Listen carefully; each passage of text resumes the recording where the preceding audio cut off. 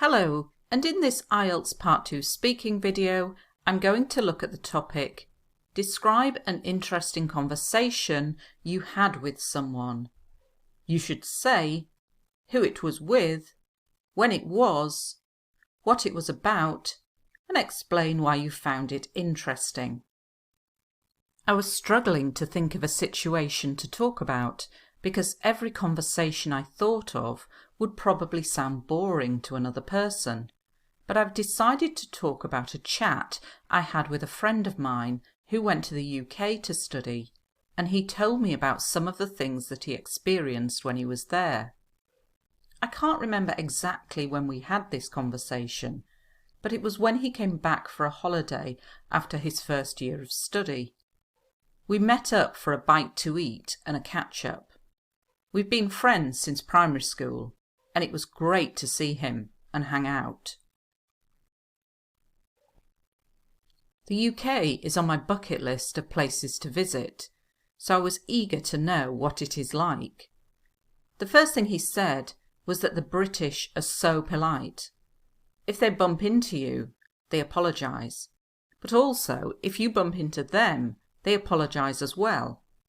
If they walk into a door, they'll say sorry to the door. People in my country are nowhere near as polite as this.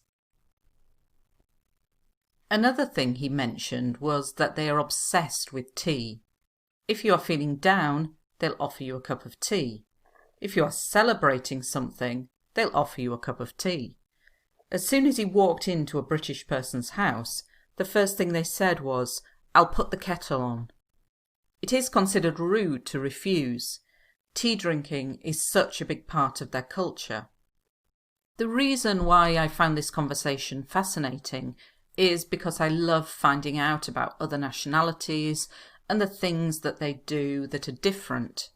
There were loads of other things that he told me about living in the UK, and as a result of our chat, I'm keener than ever to go. Hopefully, in the near future, I'll get the chance. So let's take a look at some of the language here. I was struggling to think of a situation to talk about because I use this in a lot of Part 2 answers, so you can get used to it and try to use it. People often ask me why I don't use the present tense here. It's because at the start of the 1 minute preparation time you were struggling, but then you think of something. So you can't be still struggling when you start speaking. Maybe you are. If you can't think of an answer, you can use I am struggling to think. But I'm saying right at the start of the 1 minute I was struggling, but I've decided to talk about. And the reason I've included this, it's not being negative, like some people think I'm just being negative all the time. It's using complex language and grammar. So we've got past continuous followed by present perfect. And these two tenses are ones that candidates often struggle to use, and the candidates that get the higher band scores are the candidates that use past continuous, present perfect, these more difficult tenses. I can't remember exactly when, so instead of just saying I don't know, I can't remember exactly. I can't remember precisely. A bite to eat, very useful for lots of topics, or Part 1, Part 2. A bite to eat is like a small meal. It's more than a snack. It's when you just go out and you maybe have a sandwich or a bowl of ramen, a kind of a small meal, not a 3-course meal with a starter, main course and pudding. A small meal, a bite to eat. A catch-up, very useful, very informal, but fantastic for IELTS speaking. The verb is to catch up, and the noun is a catch up, and it means when you're with somebody you haven't seen for a few weeks or months, and you talk about what you have been doing. We've been friends, again, the present perfect. To hang out is another informal verb, and it just means to spend time together. Bucket list. I've used this in quite a few videos because it's complex, it is formal, it's not informal, and it's a great little phrase for talking about things that you would like to do in your lifetime before you die. So swimming with dolphins, going to the Great Barrier Reef in Australia, going to Disney World, etc. I was eager to know. This means I was keen to know. And it's just another way of saying it. Keen, eager. To bump into. This is when somebody walks into you and knocks you. They apologise. They say sorry. Nowhere near as polite as this.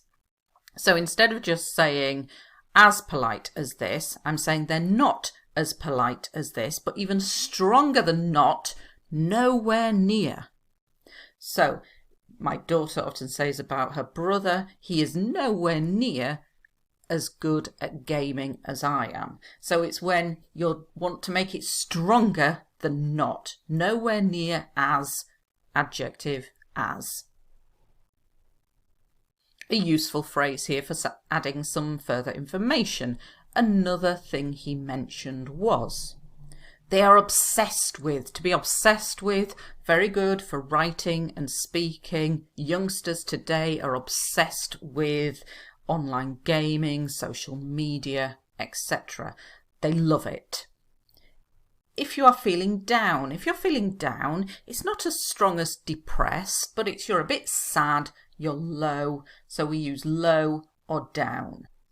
If you are celebrating, IELTS examiners love continuous tenses, so try to use them.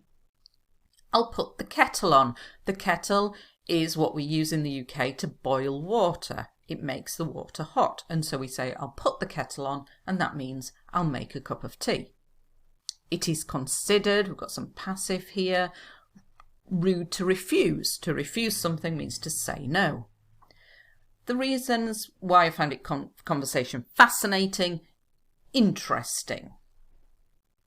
I'm keener than ever to go, or you can say I'm keener to go than ever, and it means I want to do this more than I did before. Hopefully in the near future, very useful for writing as well, in the near future, in the distant future, so soon.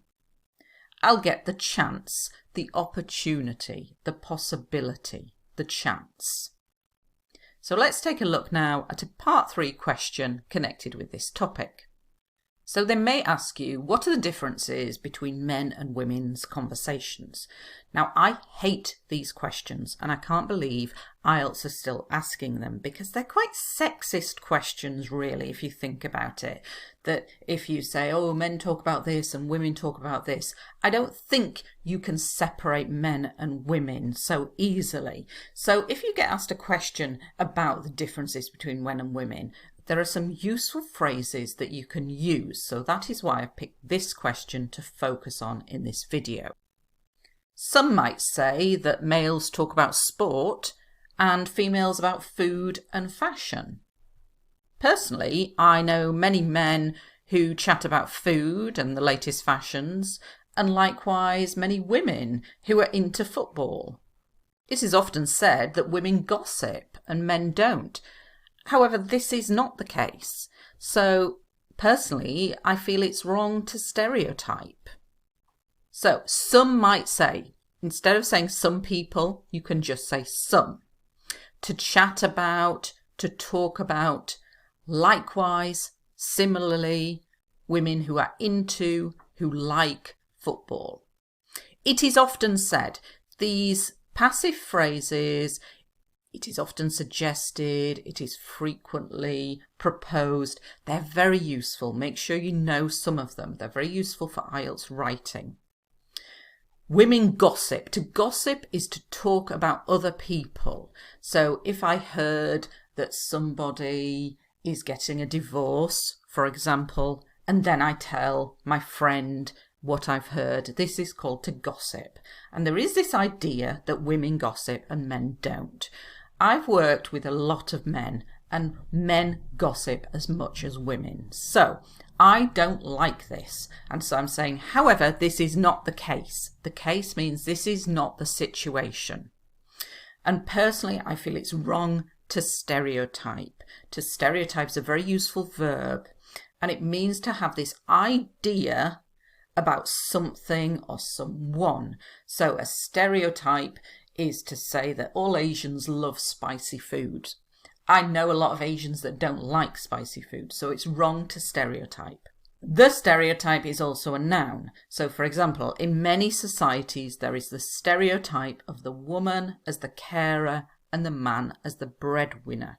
So this stereotype, this idea that people believe that women are carers, they look after the children, and the man is the breadwinner. The breadwinner means he goes out and earns money. So again, another little complex word there that you can use both in writing and speaking. And so a lot of these questions, what are the differences between men and women's, blah, blah, blah, are asking you really to put men in one box and women in another box.